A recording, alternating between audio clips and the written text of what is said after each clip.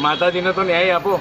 જી વડોદરા શહેરના નગરજનો 10-10 દિવસ સુધી પોતાની આસ્થા મુજબ જે દશામાં લોકોની દશા દૂર કરીને પોતાના આશીર્વાદ લોકો પર વરસાવતા હોય એમની દુર્દશા કેટલી યોગ્ય. મેયર સુદ્ધાને ખબર ના હોય કે કઈ જગ્યાએ તળાવો છે ને કઈ જગ્યાએ તળાવો નથી.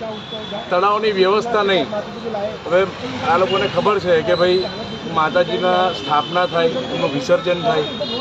લગભગ 10-15 હજારથી વધારે વડોદરા શહેરના પૂર્વ વિસ્તારમાં માતાજીઓની સ્થાપના થાય છે. આખા વડોદરા શહેરમાં તો ઘણા બધા લોકો એવા છે જે માતાજીની સ્થાપના પોતાના ઘરમાં કરતા હોય છે, પણ એમની આસ્થાની આ પ્રમાણેની દુર્દશા થવી એ કેટલી યોગ્ય.